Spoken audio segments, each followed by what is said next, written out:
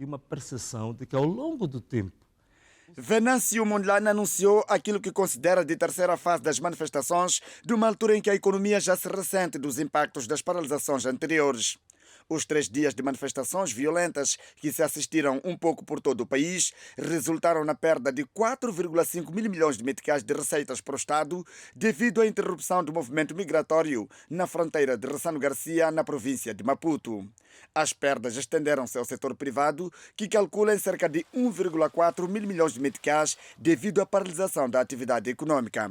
Para se evitar este cenário, os economistas Armando Moiane e Egas Daniel defendem o posicionamento de toda a sociedade com destaque para o Estado. Estamos a falar das diferentes instituições, do Conselho Constitucional, da Procuradoria, para o quê? Para emitir mensagens de contenção, de equilíbrio, até de esclarecimento, porque provavelmente, muitos dos aspectos que são levantados e que possam causar todo este custo econômico que eu fiz referência, provavelmente precisam, tal como o esclarecimento econômico que fiz aqui, talvez precisam também desse esclarecimento jurídico e de instituições que mostrem e que comprovem e que tragam informação que esclareça os diferentes elementos que estão sendo reclamados. Há sempre um desastre humanitário total.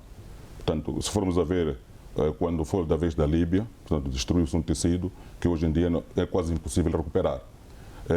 Com os problemas que pudessem existir lá na Líbia, aquilo que o povo líbio usufruía é superior, neste momento, era superior àquilo que neste momento está a viver o povo líbio. E no Iraque, não sei quantos. Portanto, não encontramos formas ainda de fazer com que os países consigam sair, portanto, de qualquer desconfiança de uma forma pacífica. Os economistas defendem que, se não forem geridas de forma cuidadosa, as manifestações podem desacelerar a atividade econômica, agravando os setores como transportes, saúde, comércio e produção, com impactos no dia a dia da população e no funcionamento das empresas. Estamos num contexto onde muitas dessas pessoas que estão no setor informal praticam atividade para sobreviver dia após dia. Ou simplesmente eu vendo, eu trabalho hoje para receber hoje.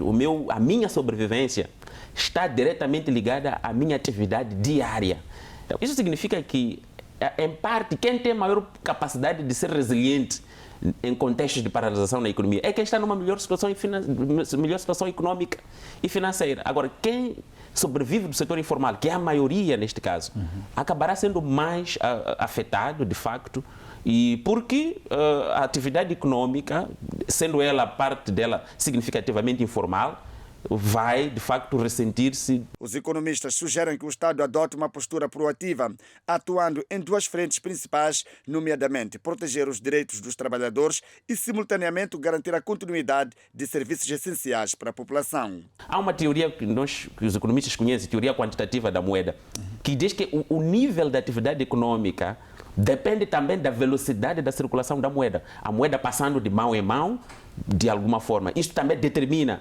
Aliás, o efeito multiplicador que muitos falam, ele é acelerado pelo volume de transações e o número de vezes que determinado dinheiro vai de mão em mão. Então, quando isso, de alguma forma, é constrangido e é paralisado ou é reduzido, naturalmente afeta de forma direta o desempenho da economia. Os analistas concordam que a manifestação é um direito fundamental, mas alertam para se encontrar um equilíbrio entre o direito ao protesto e a estabilidade econômica do país. Dissemos que não é a forma, portanto, ideal de reivindicar seja o que for.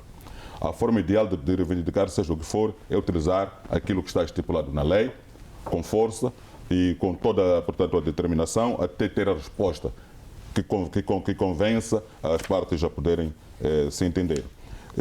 Nós não gostaríamos de ter o país parado. Portanto, como economistas, a nossa missão é fazer a análise econômica, participar no desenvolvimento da economia e criar condições para que as bases do crescimento econômico estejam lá. E ajudar, portanto, na medida do possível, o nosso governo a ver qual é o melhor roteiro para que a nossa economia possa avançar. O compacto desta entrevista sobre o impacto econômico das manifestações violentas passa esta quarta-feira na íntegra, pontualmente às 19 horas, no programa Janela Econômica da televisão de Moçambique.